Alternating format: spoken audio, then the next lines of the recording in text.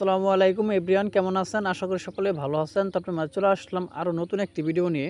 তো আজকের ভিডিওতে আপনাদেরকে দেখাবো আপনার টিকটক আইডি অন্য কেউ ব্যবহার করে কিনা বা অন্য কোনো ডিভাইসে লগ ইন করা আছে কিনা তার কীভাবে আপনি দেখবেন বা চেক করবেন বা লগ আউট করবেন তার পুরো প্রসেসটা আজকের এই ভিডিওতে দেখিয়ে দিব। তো আপনার টিকটক আইডি যে অন্য কোনো ডিভাইসে লগ ইন করা থাকে বা অন্য কেউ ব্যবহার করে আপনি সাথে সাথে আপনার মোবাইল থেকে লগ ইন করতে পারবেন বা ডিলিট করে দিতে পারবেন।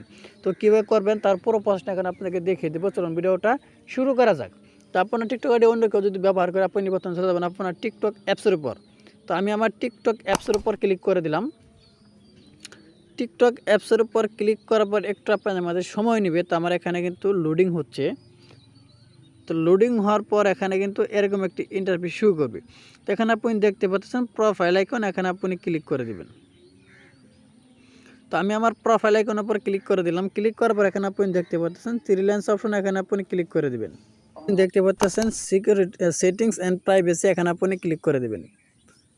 এখানে ক্লিক করার পর এরকম একটি ইন্টারফেস শো করবে, একটু নিচে দিকে স্ক্রল ডাউন করবেন। করার পর এখন আপনি দেখতে পাচ্ছেন সিকিউরিটি অ্যান্ড পারমিশন, এখানে আপনি ক্লিক করে দেবেন। এখানে ক্লিক করার পর একটু আপনাদের আমাদের সময় নেবে। সময় নেওয়ার পর এরকম একটি ইন্টারফেস শো করবে, এখানে আপনি দেখতে পাচ্ছেন ইউর ডিভাইস, এখানে আপনি ক্লিক করে দেবেন। এখানে ক্লিক করার পর একটু আপনার আমাদের সময় নেবে। তো আমার একটু নেটটা স্লো, কেউ বিরক্ত হবেন না। তো এরকম একটি ইন্টারভিউ শো করবে। তো আপনি দেখতে পাচ্ছেন আমার কিন্তু লুট হচ্ছে। তো লুট হওয়ার পর এরকম একটি ইন্টারভিউ শো করতে এখানে আপনি যতগুলো ডিভাইসে লগ ইন করা থাকবে এখানে কিন্তু নাম, মোবাইলের নাম এবং কি আপনার ডিভাইসটা কিন্তু এখানে শো করবে। এখানে আপনি দেখতেছেন ডিলেট অপশন, এখানে কিন্তু আপনি চাইলে খুব সহজেই ডিলেট অপশনের উপর ক্লিক করে, তো আমি এখানে ক্লিক করে দিলাম। এই যে রিমুভ, এই রিমুভের উপর ক্লিক করে দিলাম। ক্লিক করার দেওয়ার সঙ্গে সঙ্গে দেখতে পান আপনারা কিন্তু যার মোবাইলে আপনার এই যে টিকটক আইডি লগ ইন করা ছিল সঙ্গে সঙ্গে কিন্তু ওইখান থেকে লগ আউট হয়ে গেছে বা রিমুভ হয়ে গেছে, সে কিন্তু আর ব্যবহার করতে পারবে না।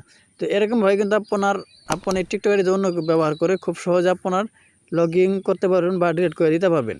তো এই ছিল মূলত আজকের ভিডিও মানে ক্লিয়ারলি বুঝতে পারছেন। তো আজকের ভিডিও যদি ভালো লাগে অবশ্যই একটি লাইক করে দিন আর প্লিজ চ্যানেলটি সাবস্ক্রাইব করে আমার সাথে থাকবেন। তো সবাই ভালো থাকুন, সুস্থ থাকুন, আল্লাহ হাফেজ।